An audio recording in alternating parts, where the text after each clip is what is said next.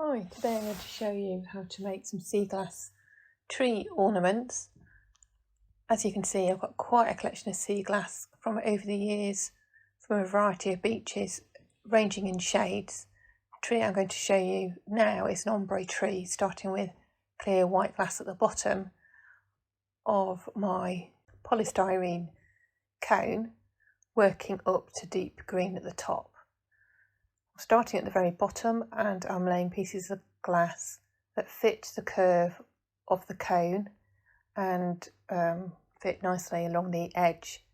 So the idea is the glass will just fractionally go over the edge of the cone, so you don't see any of the bottom of the cone. You will see pieces of polystyrene as you go up, but the edge will be sea glass. It's a bit like dry stone walling, I suspect. Not that I've ever dry stone walled, but you're placing pieces of glass so they fit neatly together as you work around the cone.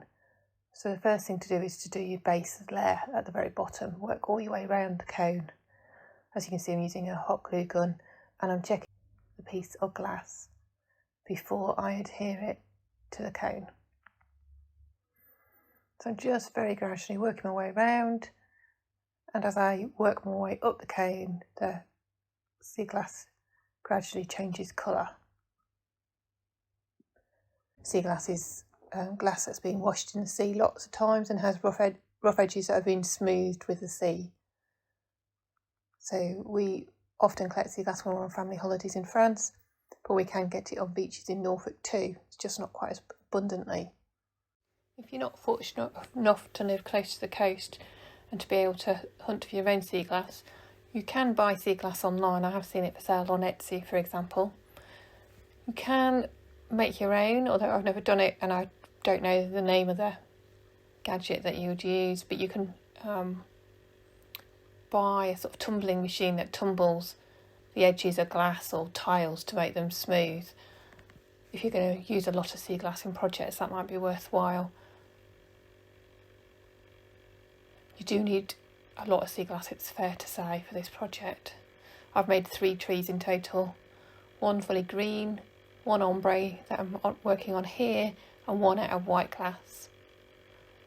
As you get to the very top, the very small pieces of sea glass that you wonder why you picked up become very useful as you just try and jiggle the pieces around to make them fit.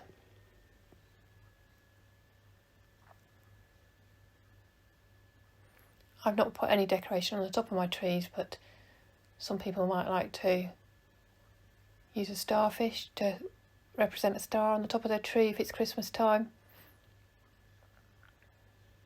There we go, that's the ombre tree finished. Now we're going to make the trunk and the base.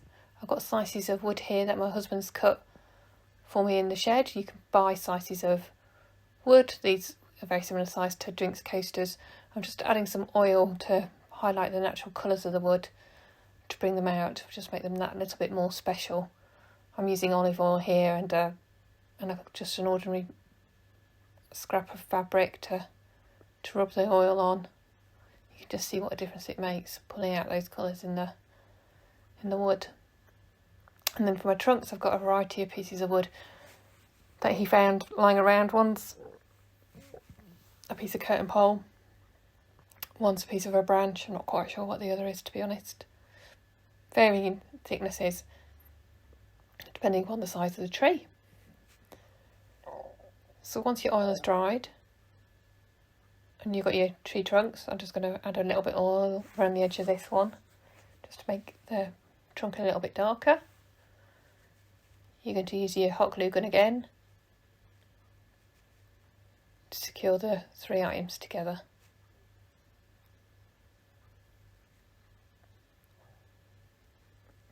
So some more glue to go on the top here, and then you can add your tree top on top of your trunk. Just make sure you get it centrally, just in terms of weight distribution.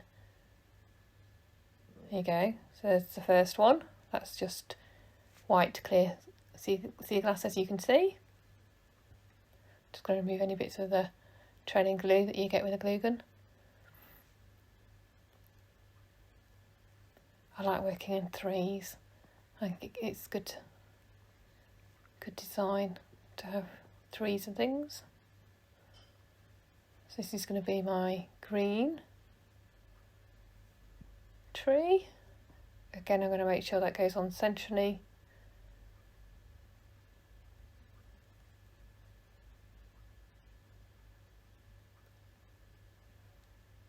And then lastly, my small tree, ombre tree, which is a